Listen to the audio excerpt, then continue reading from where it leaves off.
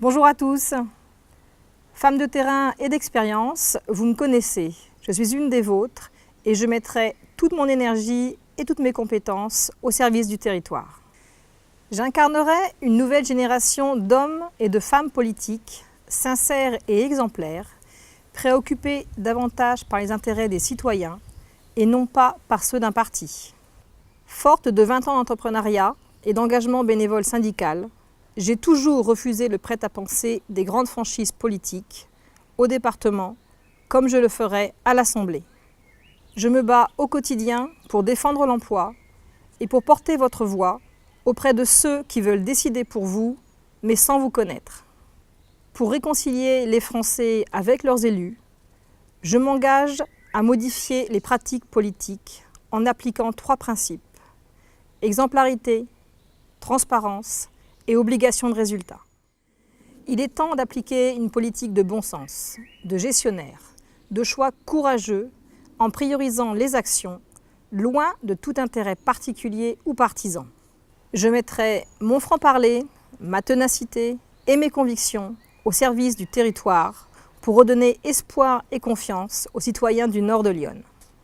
Il y a véritablement urgence à réformer notre pays. Voici quelques propositions. Protéger l'emploi français en harmonisant les règles européennes et en luttant contre toute forme de concurrence déloyale. En finir avec le principe de précaution et refuser en l'état la signature du traité de libre-échange TAFTA. Réaliser un référendum sur la transition énergétique et garantir un avenir à la filière agricole française. Rendre l'apprentissage obligatoire dans chaque entreprise pour garantir une baisse significative du chômage des jeunes. Réserver la baisse des charges et le CICE aux TPE et aux PME qui emploient en France et réintroduire les heures supplémentaires défiscalisées qui offraient un véritable pouvoir d'achat aux salariés. Renforcer l'enseignement en primaire et garantir l'acquis des fondamentaux. Intégrer la citoyenneté, la morale et l'économie à l'école pour faire de nos enfants des citoyens responsables. Restaurer l'autorité des enseignants et les impliquer davantage dans la programmation et la mise en œuvre des prochaines réformes. Mettre en place une politique du handicap basée sur l'offre de formation, le développement des structures adaptées et favoriser l'intégration professionnelle. Favoriser les diagnostics précoces pour ne laisser aucun enfant en souffrance en milieu scolaire ordinaire. Faire reconnaître le vote blanc et favoriser l'engagement des citoyens dans l'action politique, syndicale et associative afin qu'ils reprennent en main leur destin.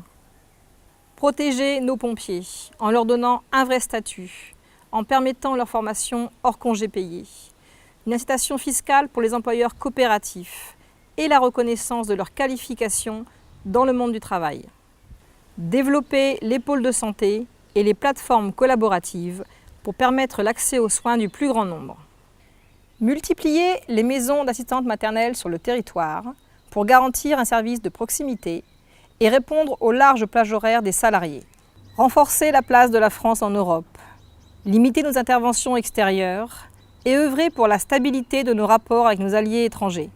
Libérer du foncier et accélérer le développement des infrastructures comme du numérique pour améliorer l'attractivité de notre territoire et ainsi attirer les entreprises créatrices d'emplois. Créer des partenariats avec la Seine-et-Marne pour l'enseignement supérieur afin d'en finir avec la fuite de près de 80% des bacheliers iconés. Pratiquer une politique incitative pour l'installation des commerces et la réhabilitation des logements de centre-bourg. Cette liste n'est bien sûr pas exhaustive, les défis sont nombreux. Je veux m'y consacrer avec vous. Voter pour moi, c'est voter pour vous.